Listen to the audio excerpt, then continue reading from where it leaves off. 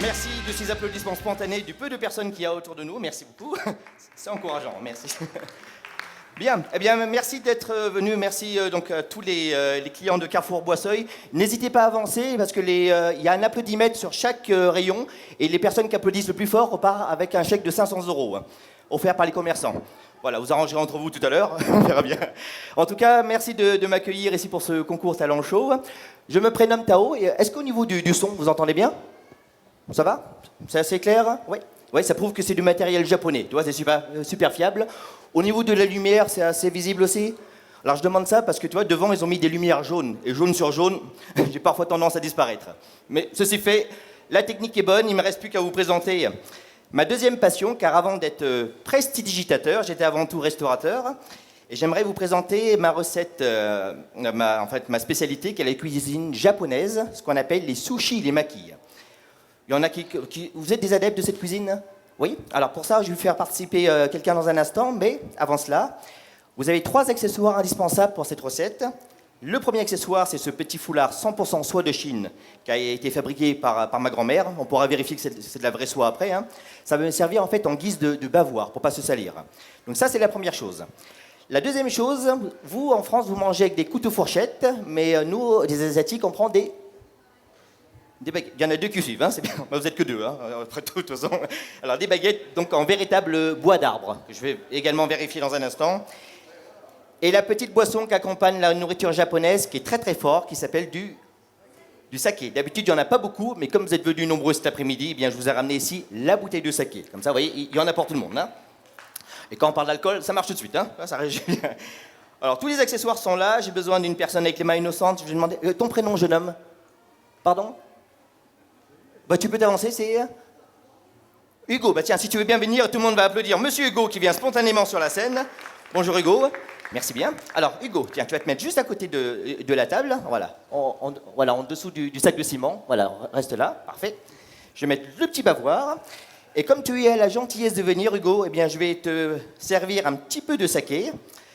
Tu es venu avec ton papa? Donc c'est vous qui conduisez, tu conduis pas de toute façon. Alors, il y a un début à tout, hein. Je vais te servir un tout petit peu de saké, comme ça Hugo, et tu me dis stop quand tu veux. C'est pas mal déjà, hein. Il y en a autant que dans la bouteille, hein. Donc le reste, ce sera pour le papa tout à l'heure. Alors ça, si ça peut vous rassurer, c'est ce qu'on appelle du saké belge. Donc celui-là, il est à 0 degré. C'est ce qu'on appelle en France de l'eau, tout simplement. Hein. C'est pour ça qu'on va faire ça goûte à Hugo dans un instant. Et Hugo, je vais également te confier cette petite feuille de maki, car à la base, la cuisine japonaise, c'est une sorte de feuille d'algue qui est déshydratée. On trempe dans l'eau. Une fois que cela est humidifié, on l'enroule avec une petite boulette de riz, comme ça. Et on tient ça du bout des baguettes chinoises et on trempe dans une moutarde verte que les grands connaissent, qui s'appelle le wasabi. Ça arrache et ça fait passer de bonnes soirées. Hein.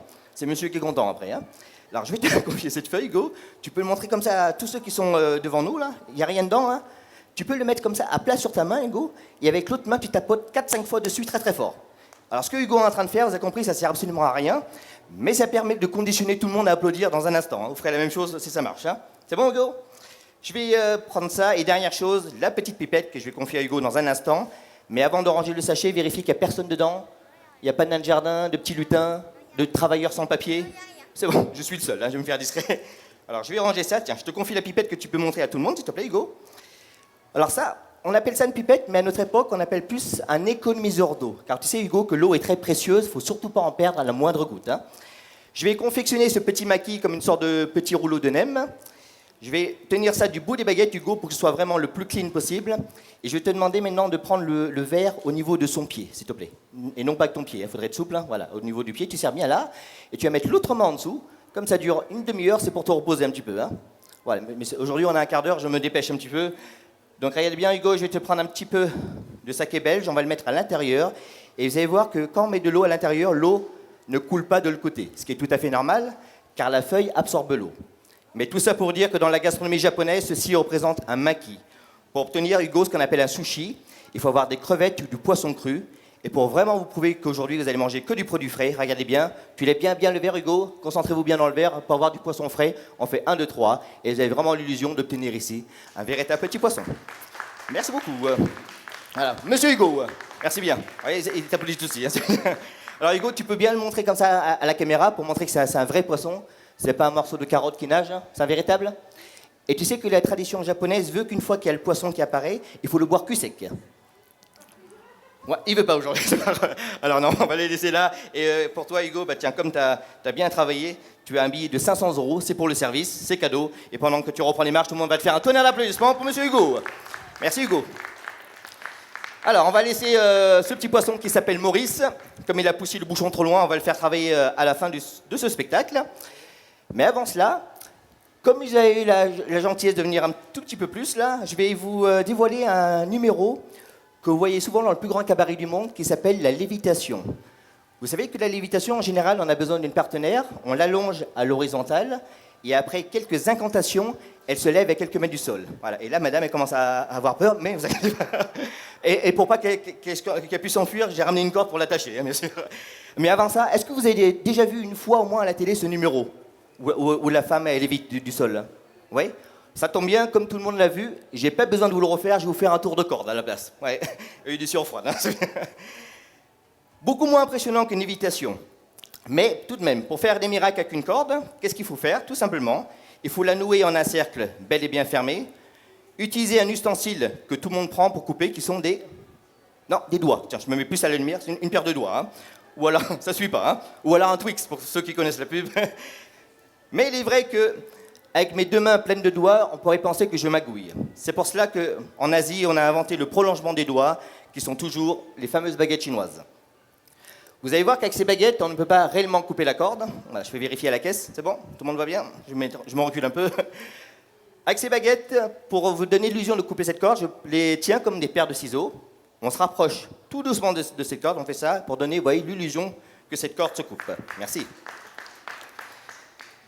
Et si la corde est coupée, il faut dénouer le nœud de ce problème pour donner vraiment ici, vous voyez, l'impression d'en avoir deux. Okay, alors, il y en a une plus petite que l'autre, ça, je vous l'accorde, c'est pour le jeu de mots. Hein.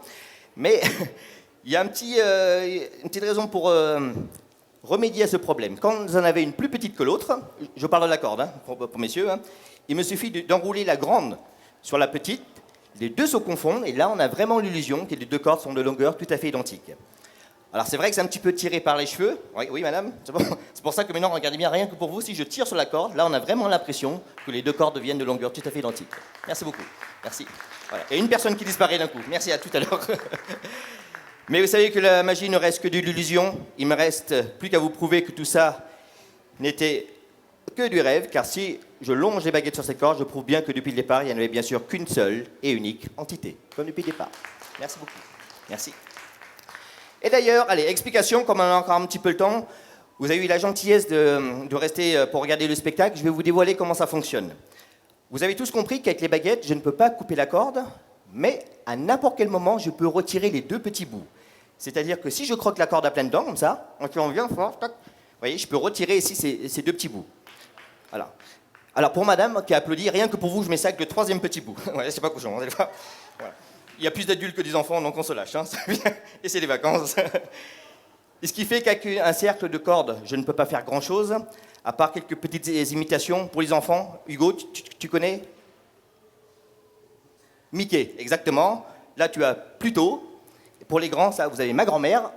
Et sans oublier Monsieur DSK. Voilà. Mais ouais, c'est d'actualité. Hein, mais l'importance, après cette petite aparté, l'importance, c'est que lorsque vous décidez de remettre ces deux petits bouts en place, vous le faites vraiment le plus lentement possible. Je vais mettre devant la caméra.